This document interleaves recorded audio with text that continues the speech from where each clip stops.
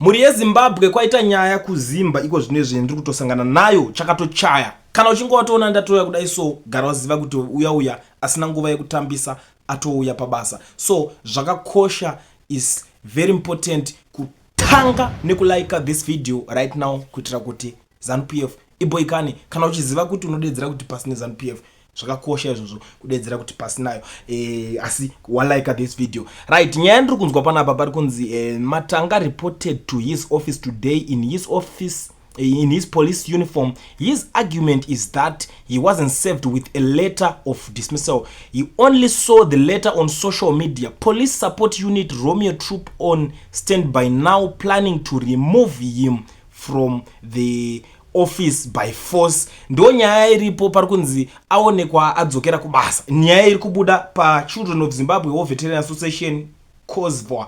Ndo vari kubudisa nyaya iyoyi. Hama dzangu, ndo nyaya iripo, nyaya iri kutaurika. Inini hangu handisi kuziva kuti makaitarisawo iyi nyaya iyi. Hama dzangu, munoionawo sei nyaya iri kutaurika iyi yekuti Matanga ari kunzi adzokera kuofisi kwake akaroverera uniform achidedzera kuti aiwa inini ndakangoona zvichinyorwa pa social media tsamba dzichingoenda kuma Ministry of Information chichibati tsamba yana kuya kwandiri direct. Pamwe zvinyowani kwaari maybe asati akamboita zvokusiswa basa izvi uye akatonzi aresign. So pamwe meno mari dzine sadzanyatsopinda kana kuti chinchi. But inini kana nyaya according nezvinhu zvakanyorwa panapa zvandiri kuona izvi zviri kungoreva kuti iye ari kuti akadzingwa basa. Ndozvo zvinenge zvichingoreva because ukaona munhu achiti aona tsamba but obva adedzera kuti haana kungoningina panenge paakutonetsa. And the funny thing pakabva pawedzerwa retirement age saka nyaya yake yacho yakutonetsawo futi kuti hatisi kuzviramba ndakangoona tsamba irapa but iko zvinezvi retirement age yeningi yakawedzera. Saka machances ari high ekuti muti akaresigna iye anokuti ndakadzoka pabasa because inini retirement age yangu yakatoda yakawedzerwa. Akutomirira kuti aiwa tinoona kusvikawo mu70 imomo tiripo pabasa. Because kokusiya basa muZimbabwe kunorwadza, kapawa rinorwadza kusiya. Ndosoka muchiona kuti vanhu vakaita sana Temba Muliswa vakati pavakasiya MP akabva atoenda kumusha kwake kunoita sabhuku. Because unongo wajaira kungogara uri pawo ukasatoita wana any position unoseva wajaira unonotanga kutopenga kutomanya mushini chako. Ndoso nyora vamwe vakocho vakatoti uraita achitobva kana muma positions e politics vakabva utenda kana kuma church bva unopiwa zvigaro. Said the elder vamwe vakanoita zvakasiyana siyana mapastors some and stuff. Ndo zvazvingori zvinhu zvepower zvinenge zvatongoma ari munhu anenge ada kugara akalida vanhu. Saka iyi nyaya iri kupisa. Handisi kuziva kuti zvinopera mushere manje apa mukuru wavo ari kulive. Gazeti mbona kuti Mohadi achahandlawo sei nyaya iyi since ari acting president and nyaya dzakaita sedzidzisi I don't think kuti anodzipinda mukati handifungidzire kuti anopinda madziri. Saka regedza timbona kuti zvichaita sei ipapa. I know zvangu kuti hazvipere mushe kakusapera mushe kazvo kakati one day. Tiri papo ndiri kunzwawo zvekare nyaya panapa pari kunzi a local activist was allegedly blindfolded and tortured after his arrest in connection with some videos claiming that Zimbabweans voted in Mozambique's dispute October election. The activist Talent Rusere 32 who was arrested at Plumtree border post after his deportation from Botswana appeared at the Harare Magistrate Court on Christmas Eve. Rusere was remanded in custody by Harare Magistrate Rufaro Panavanhu to December 30 for bail application. Zviri kuitika I think nyaya iyi ndinogona kuti ndakamboya nayo ndikaitaura but handina kuzonyatsotaura zvese ndakangoti angosungwa saka angosungwa mukati iye ari kuzodedzera kuti vakanditocha vakandibolonja vakandirova nenyaya iyeye kuMozambique iyeye.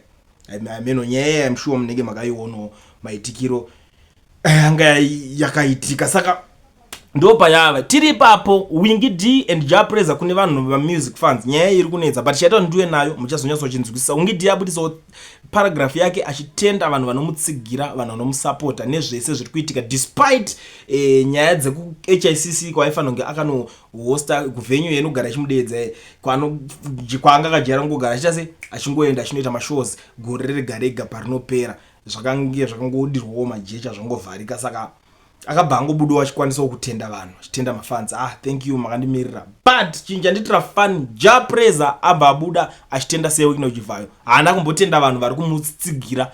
Meaning ameno handizivi kuti nyaya kuti maybe vanhu hamuna basa here kana kuti chii handisi kunyatsoziva. Iyo anyora paragraph unoziva kuti marwadziro azvinoita ukangotanga puwa chinhu nemupfumi everyday unonga ungomutenda nepamwe pari unnecessary amene kuti ndiye 2025 here kana kuti ndiye chi ye munorera nerera yowe munozodaiso yowe muno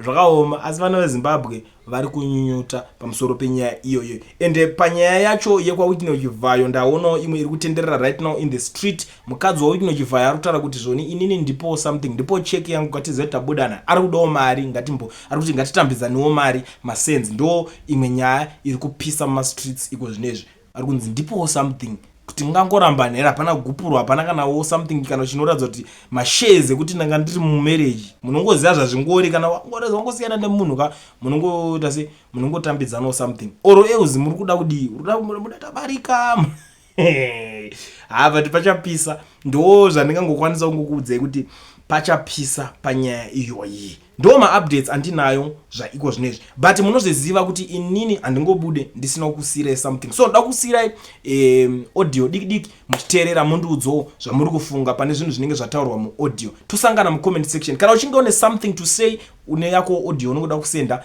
namba dzinenge dzichibuda pascreen ndidzo basa radzo. Unongosenda audio yako ipapo, unoinzwa yatowopo pano pachannel yako tonzwikwa nevanhu nenyika yese yeZimbabwe. So ngatisanganei mucomment section mangu muchindiudzawo zvamuri kufunga. Vanhu ava guys vane kaspirit kana kuti kamweya kaya hakachatogadzirisiki vanhu veZANU-PF, and all the opinion audios and voices and speeches and some words what we say from the 1977 to 2024, today it's 31, in the 16 after 12. We left some hours to go through to 2025. In a reality or a true story, what are they putting for 2024? The budget. You hear what he say? Nick Mangwana and the other one was wording a paper of the budget speech. ZANU-PF is only one thing is for sure. I can tell you that is true. Now they are wanting to change because they are feeling people about people they don't like anymore. They don't like them anymore. But the speech, what are they put to the ZANU-PF members and supporters? They cannot break up that speech because now they are walking on their driving or they are diving or they are go through in a darkness area to rule Zimbabwe. That one they can understand what I'm saying. I'm not speaking a deepest English. I'm speaking a grade 2 English for anyone, everyone. He can hear. Now they are walking in the darkness road. Oro mumugwagwa wakasviba. Vari kufamba vakatungamirira nyika vari murima. Ende zvavari murima havachatendi kuti tiri murima, vanoti vari muchiedza. But hapana chiedza chavanacho. Zvandiri kutaura pano ndiri kutaura chokwadi. That's why you see everyone, you want to be in power. Because of the speech water they started to putting. They are forgot about, they don't think about this word, what we put now. He can kill Zimbabwe. Zimbabwe doesn't not the economy or the crisis of Zimbabwe doesn't come because they take land reform. It's not a critical point. The point, remember Mugabe what was saying to George Bush, Tony Blair, and some other people in Africa, in Europe, was intervening. He gave some words, including most of the official of ZANU-PF was supporting that shit. That's why you can see how many currents of money from 2002 to today, 2025, 2024, 31 December, are they introduced to say this is the strongest country?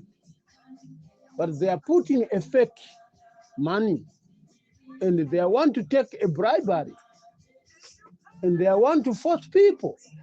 That's why Chiwenga was saying, guys, if you don't want to go to the money changer, if you don't want to go to work, come on, because the Vakanga was cheat. My money changers, the ZANU-PF people, they are taking money, the right money to the poor people to put it to their bag. They give you the fake money. You see what is the story? Mugabe was introduced about 3 currents. Mnangagwa now comes in, he introduces 2 currents. RTG and this fucking Zig. Where is Zig now? Nothing. Zig is flying on the darkness. In the darkness. Why they don't learn from Zambia? Why they don't learn from Mozambique? Why they don't learn from Malawi? Where they don't learn from South Africa? Where are they don't learn from Namibia? Where are they don't learn from Lesotho? Where are they don't learn? Why are they don't learn from those countries?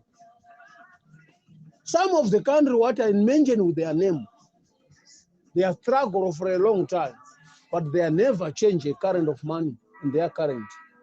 Zambia is kwacha. More than 5 decades. Malawi until today it's kwacha. Mozambique now we have a war because of ZANU-PF. You mess there. It's millimeter cash. South Africa, from the white minority regime until ANC, it's rand. Botswana, it's pula. Never change money. Why the Zimbabwean money was taken, Zimbabwean dollar was taken away from Zimbabwe? Because of their mouth.